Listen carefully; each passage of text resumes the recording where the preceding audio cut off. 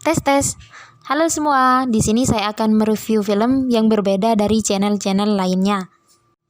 Daripada kalian menghabiskan banyak kuota tapi endingnya mengecewakan, nah, di sini saya akan menceritakan alur dari film tersebut terlebih dahulu.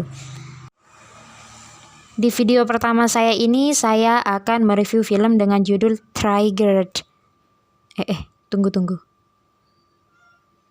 Triggered? Apa triggered ya? Bodoh amat lah, bener tidaknya pengucapanku. Ya pokok itu dah. Di film ini menceritakan tentang sekumpulan remaja yang mencoba bertahan hidup dari kawannya sendiri.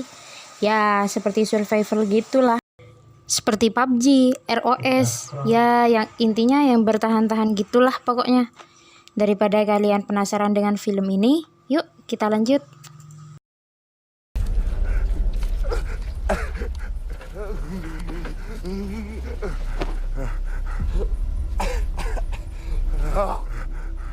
This is all your fault. What are you going? You're going. There's a good boy. Wait, Rose. The fuck is Rose?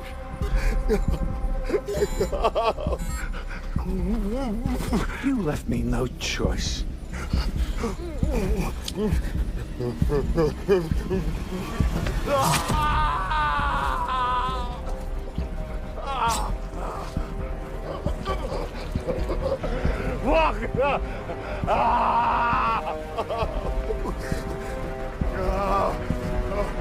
Help me!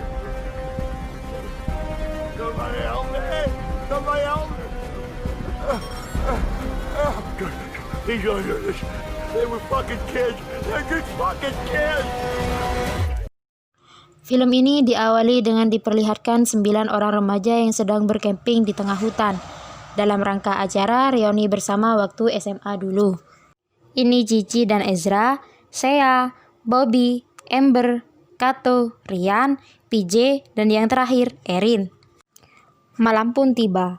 Ketika semua remaja sudah terlelap tidur, Erin terbangun dari tidurnya karena ingin buang air kecil. Di saat ingin buang air kecil, Erin mendengar sesuatu dari semak-semak. Erin pun dengan penuh ketakutan dan kegelisahan segera mengambil senter dan menyorotkannya ke arah bunyi tersebut. Dan ternyata, alangkah terkejutnya ketika Erin melihat seorang pria yang sedang mengintipnya. Lalu Erin pun lari terbelehek-belehek. Waktu Erin bersembunyi di semak-semak, tiba-tiba psikopat itu sudah berada tepat di belakang Erin. Ya, psikopat itu adalah orang yang sama di awal film tadi. Sebut saja namanya Tuan Peterson. Tuan Peterson berkata, "Berbaring Erin. Apakah ada yang tahu kalau aku di sini?" Erin menjawab, Tidak seorang pun yang tahu. Tolong biarkan aku pergi." Ya, aku pikir si Erin akan diajak berkembang biak sama Tuan Peterson. Karena melihat posisi Erin yang seperti itu. Hehe. Ternyata plak.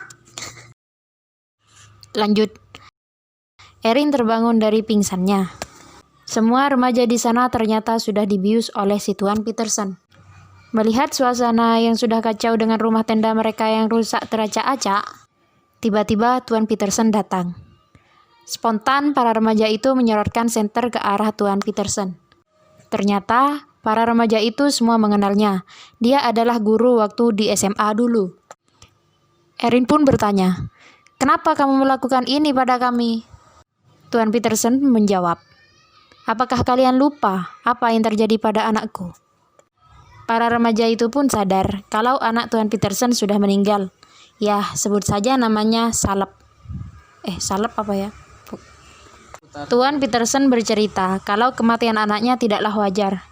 Sebab itu, Tuan Peterson melakukan hal tersebut kepada para remaja itu, karena ia menganggap mereka lah yang bertanggung jawab atas kematian anaknya.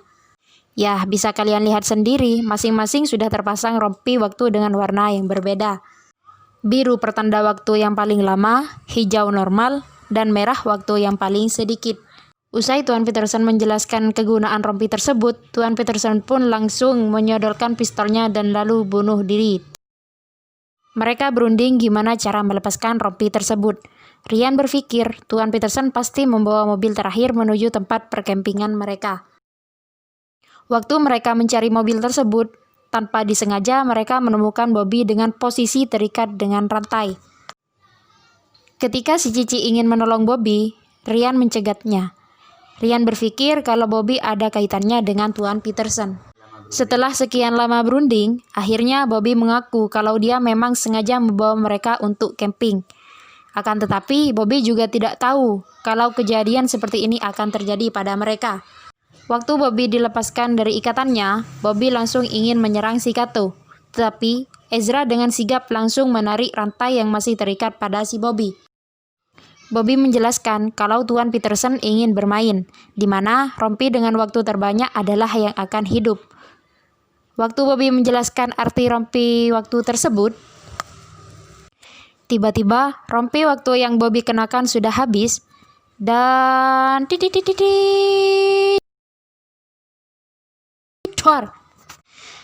Bobby pun langsung menjadi bubur ayam. Mereka pun semua panik dan lari berhamburan. Kini, waktu terendah berpindah pada PJ. PJ pun panik karena dia tahu bahwa dia sebentar lagi bernasib sama seperti si Bobby. Ryan selaku kekasih PJ mencoba menenangkan rasa panik dari PJ. Tanpa disadari, saya tiba-tiba muncul tepat di belakang PJ. Dengan spontan, PJ kaget. Dan tanpa disengaja, PJ pun memukul tepat di kepala saya hingga tewas. Kini waktu terbanyak berpindah secara otomatis ke rompi waktu PJ.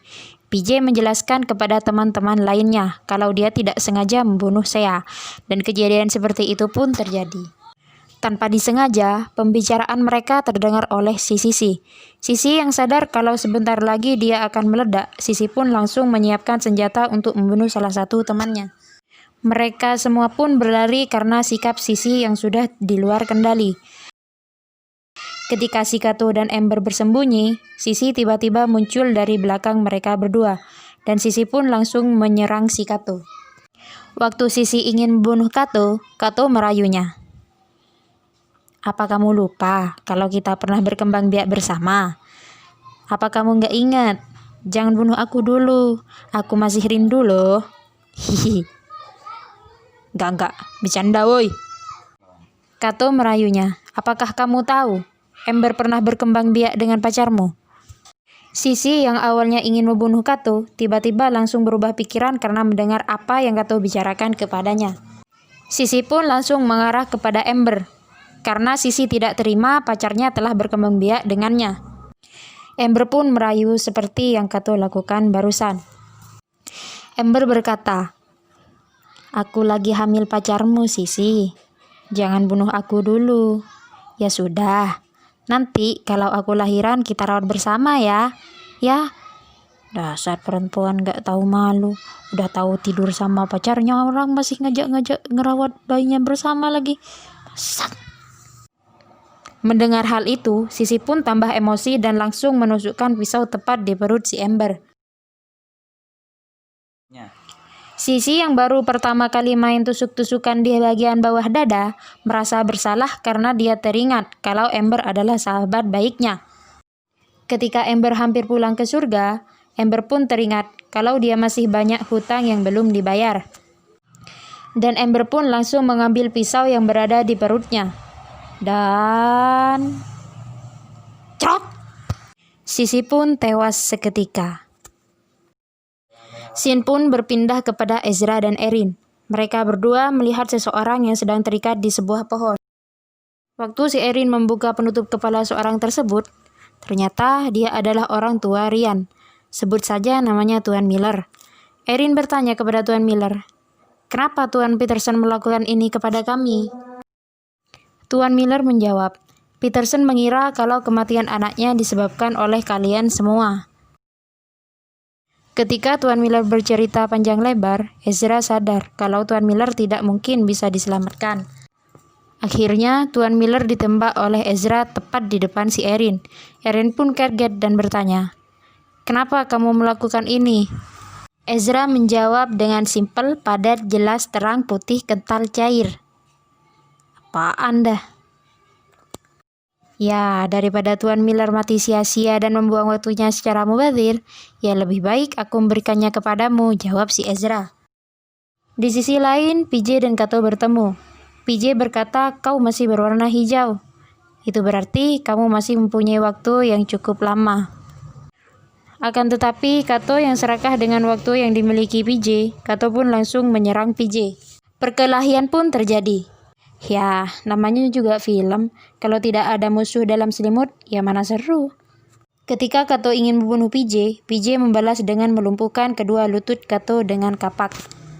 PJ berkata, kau sudah aku anggap seperti saudaraku sendiri. Kenapa kamu melakukan ini? Akhirnya, Kato sadar kalau apa yang dilakukan memang salah. PJ pun mengajak Kato ke camping untuk menyelesaikan masalah tersebut. Tanpa disadari, Kato ternyata mengambil pistol dan akhirnya PJ tidur dengan lelap. Kini skor waktu terbanyak dipimpin oleh Kato. Erin yang menyadari kalau kekasihnya sudah tewas, Erin langsung menuju camping untuk mencari remote yang diceritakan ayahnya. Kalau remote itu bisa menonaktifkan waktu tersebut. Akan tetapi, waktu Erin menemukan remote tersebut dan menekannya, tiba-tiba kesialan pun terjadi kepada mereka semua. Please work.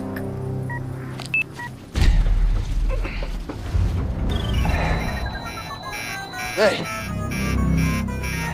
No fair!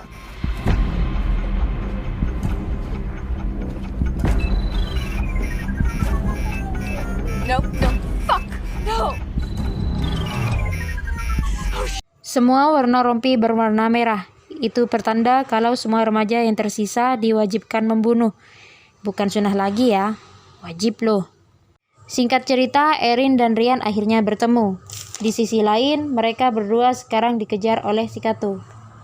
Ketika mereka berdua bersembunyi dari kejaran si Kato, Ryan mengaku kalau dialah orang yang membunuh Caleb, anak Tuan Peterson. Ryan tidak terima kalau Caleb lebih pintar dari Ryan.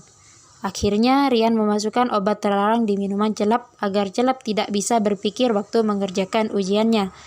Akan tetapi, obat yang dimasukkan ke dalam minuman Caleb berlebihan dan membuat hal tak terduga pun terjadi.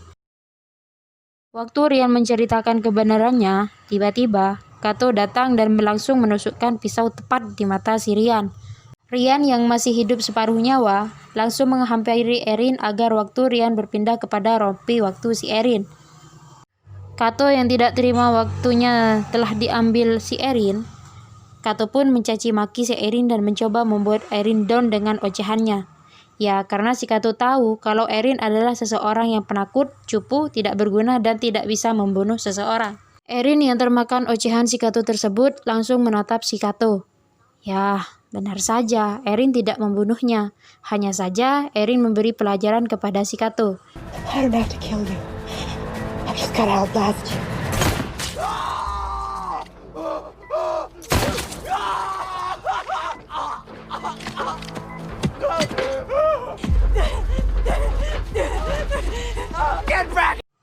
Dan tanpa menunggu waktu yang lama, Kato pun tiba pada ajalnya dan meledak seketika dengan tubuh yang hancur melebur seperti bubur.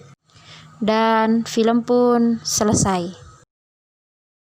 Terima kasih sudah menonton. Ini video pertama saya. Jika kalian suka, silakan di-like.